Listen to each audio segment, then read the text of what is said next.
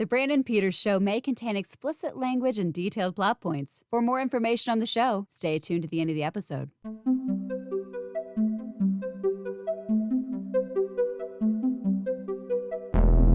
Happy 4K BLUsday, brought to you by WhySoBlue.com. Welcome. We got a little different scenery going on this week. Engulfed in the shelves of movies. Welcome back. I don't have a big week for you this week. Not much here, review copy wise, but we can do some stuff. First off, the Avengers Endgame contest. We had like no interest, zero. How fun. How fun. Most people probably already have that one anyway. But in case you want one, here's a code that's going to stick here in the history and the annals of YouTube. So take that down. If you can get that down, check it out. It's yours. Whoever the first person is, take it, tug it, whatever. There you go. Avengers Endgame. All right. Let's get to this week on the show. All right. So my only two new review copies I have are, first, we have Disney's Soul, which we can spend a little more time on these than usual here. And I have some notes. So if you see me looking up, I have to jot it down. But this is the 4K Ultra HD of Soul, which came out on Christmas Day on Disney Plus, but they still, boom, keeping it up with the 4K Ultra HD releases, which a nice note from Disney is they are releasing some Fox titles like Heat and Speed in 4K Ultra HD, as well as some others coming up. So it seems there's a renewed interest in the format. As you see here, this is actually a 2-disc Blu-ray set included in here with the 4K disc with bonus features. I really like Soul. It's a fun little body swap movie. It kind of would pair neatly with your Inside Out in terms of what kind of Pixar movie you have here. It's funny, it's insightful, and there's just a good story about following your dreams, conveying them. There's a lot of stuff like I could relate to in terms of my desires and stuff growing up versus what my parents would want from me or see value in, things like that. But it's a really good movie. I know there's some controversy to some people about the body swap and how it happens. I mean, I enjoyed the movie just face value without anything deeper than that. But hey, if people have an issue, I like reading about those and learning myself. So there you go. That's Disney's Soul. With Soul, it does come with bonus features. It has audio commentary from director Pete Docter and the producer and co-writer and co-director Kent Powers. That's on there. The disc one, that's on the Blu-ray disc 1, and it also has a featurette called Not Your Average Joe. Kind of just talks about certain things with it. Astral Taffy, which is kind of the concepts and designs featurette. You go to disc 2, you get Pretty Deep for a Cartoon, which is kind of talking about the themes and character exploration in the film. Into the Zone, it's the music featurette, talking about how they composed it. And there's sort of a featurette on how the pandemic affected making and releasing the film. Jazz Greats, thoughts about jazz music historically. There's deleted scenes, and there is the trailer for Soul. As a presentation, this thing looks gorgeous. I know a lot of animated ones, the jump with CG animation to 4K is like, but this one's pretty big. This one looks really good. Depths improve. A lot of the visuals have better, more fine details, which help improve the picture. And what I always like about these, it's like really cool when you look at these, kind of look like little figures you could pick up from a little playset, and it's spaced out really well. It has an Atmos mix. It's not an mouse one. This one's actually pretty good. And the jazz music and stuff filters around overhead. The Great Beyond really has a cool feel to it. It's a quieter kind of feel and stuff, but you really feel the ambiance going around. Loud city sounds. It really has all the speakers covered quite well, different channels, and it's got the oomph that you kind of want from it. All around fun, lifelike sounds, very well arranged. So Soul is definitely, if you're collecting, some of you are like, it's on Disney Plus, I don't need it. Fine, but for those of you who want to make sure you have a good copy of Soul for who knows how long, check out the 4K Ultra HD disc. The only other one I have this week is Gattaca from Sony. It is a steelbook release on its initial outing. I'm going to sip my tea here.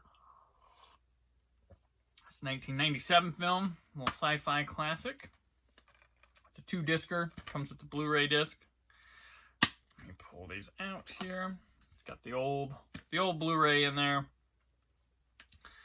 And inside, you can see, it's just blank. So, with Gattaca, the 4K Ultra HD, it features, while it's in big release and stuff, it features no new bonus materials. On the 4K Ultra HD disc, all you get is a theatrical trailer in 1080p. It's not even 4K remastered. But the legacy featurettes, vintage featurettes, the ones that have already been there before, it comes with deleted scenes, the original featurette, Welcome to Gattaca, Do Not Alter, and Substance Take Outtake. So that's all on here. Picture-wise, this thing looks marvelous. Looks like a film. Looks cinematic. It's got a nice grain that's present there. It doesn't affect sharpness or whatever. It's still pretty sharp. The lighting in this is really great. It's got a really yellow to a lot of it. There's some rooms that they go in there well lit, look natural. But there's a real kind of yellow, goldy tint to it, and it looks really beautiful throughout the whole thing. Definitely improved when looking at the Blu-ray. And it's got an Atmos track that isn't like all over, but it's really precise, calculated, and really complements like the movie itself. Every place feels lived in, real. There are a lot of quiet places in the movie, but there's a really good range, depth, and well-roundedness to it. Feeling. As far as the movie, this was one of those movies I really liked when it first came out back in '97. I didn't see it in the theater, but there was a slew of, like, in the '90s, these like really cool sci-fi movies, these little ones that not a lot of people saw. You had to tell your friends about. Things like Cube and Pi and just different little weird movies. And Gattaca was like a more bigger budget one than that, but it's still pretty small. It's still really refined science fiction. It has a lot of what I like is the architecture of like business buildings and stuff that you see in a lot of ones I mention all the time. These blank slate kind of areas, people looking the same. Really cool ways to scope out. Like there's an escalator in this, just looks badass. But I mean, it's an escalator, but they probably just went to another country. To me, an American, it looks all different, but that's the kind of stuff I like. The story's really cool. It really holds up well. It's about a guy who, you know, in the future, they can tell you when you're going to die right away. Like, what health problems. And he wants to go to space, but he's going to die at 30, and his health conditions wouldn't allow it. So he finds a way to switch places with a person played by Jude Law. This might be the first time I ever saw Jude Law in a movie. And it's really suspenseful in that aspect that he has to keep it up. He has to like scratch all the loose skin off of him every day, shave, clip his nails. It's pretty intense. And it's got Uma Thurman in here. Ethan Hawke and Uma Thurman were a thing at this time too, so they have this for their memory of their now longer marriage. But she's quite good in it, and just really altogether great little movie. I mean, it's fun. I'm glad they chose it to upgrade to 4K. I think it's a good home video seller. It's always managed to find its way to upgrade formats. But yeah, Gattaca 4K. I believe this comes out next week, or maybe it comes out today. I don't know. I get these early, so I kind of lose track on things. That's all I have. I did think it'd be kind of cool to show you guys. If you notice, we've been doing on Out Now with Aaron and Abe commentaries, and this year we have themed. It usually ties in with something or hits us an anniversary, but we decided to go through all the Thomas Harris novels turned films, the Hannibal Lecter movies.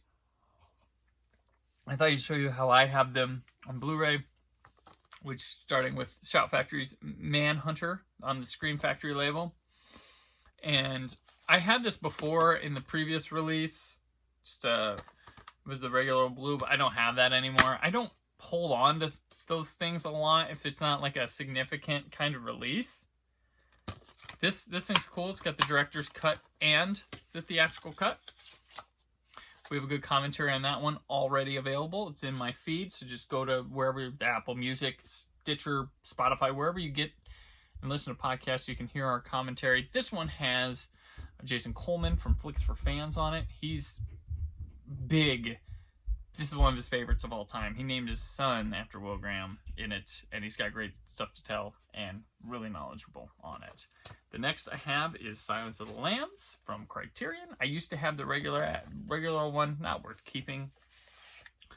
Criterion put this out the same day as Night of the Living Dead for them, which is like crazy. It's like a great day for collecting Blu-ray, having both those. And this thing looks tremendous.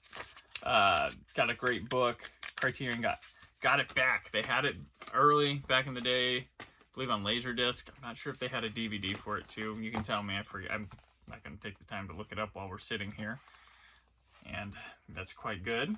And for Hannibal, I do have the Kino Lorber 4K Ultra HD, their first 4K Ultra HD title, which I dogged them about, like, well, you're going to debut with this, and they were waving Good, the Bad, and the Ugly 4K in our faces, saying, if you buy this, we'll make that, and then they canceled that. Their disc style is still the same old plain old this. It's good, really, it looks good. They did a good job cleaning this up, putting it out. This is a really interesting movie. It's not a good movie, but it's an interesting movie to watch, I think. We have the Rat Dragon, as I like to call it, the Red Dragon redo, just to make one with Anthony Hopkins in it. And yeah, it's your standard Universal release. And lastly, imported from Germany, and for these commentaries, Red Dragon's next month in April, by the way. The other 3 commentaries, Hannibal, Silence, and Manhunter, are all up right now. And the last commentary we're going to have for May, I believe, is Hannibal Rising, which I got imported from Germany on Blu-ray. This has never been on Blu-ray in the United States. I believe they put it out in maybe Canada. You have to get it from another country. There's an unrated DVD available for it. Not looking forward to revisiting that one. Okay, before I go, I want to pose a question, because I've been thinking about this. I've been kind of working my way. I'm almost done upgrading all my Marvel Cinematic Universe movies to 4K Ultra HD. And I got a question. I was thinking about reorganizing. How do you, I know a lot of you probably have these, how do you put them on your shelves? I was just wondering. So let's just take, for example, the Avengers. Do you take the Avengers movies, all of them, and do you just line them up together? And they're, boom, there's my Avengers. Then I have my Captain Americas, my Iron Mans, blah, blah, blah. That's how I've been currently doing them. But I'm thinking about switching it up and doing it MCU proper as a whole. So while my Spider-Mans might be here, my MCU Spider-Mans might go with Marvel. So what I'm saying is, would your first Avengers movie, instead of being just with the Avengers, would it look like this went in there? It'd be surrounded by precursor to Captain America, the first Avengers, and then Iron Man 3. Is that how it would look on yours? Or, and also in turn, between Avengers, Infinity War, and Endgame, would yours look like this? Would you go Infinity War, Ant-Man and the Wasp, Captain Marvel, Endgame, and then of course Spider-Man Far From Home will go after that?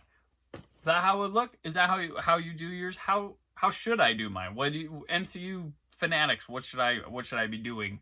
How should I put them? I currently have them by hero, but I'm thinking about just doing them MCU. Same with the DC EU, thinking about doing that. I normally have my Batmans together, but then they got weird because you have Batman v Superman. Well, where do you go? And it's not exactly a Justice League type movie, but yeah, I'm just interested. So I might separate my DC EUs as well.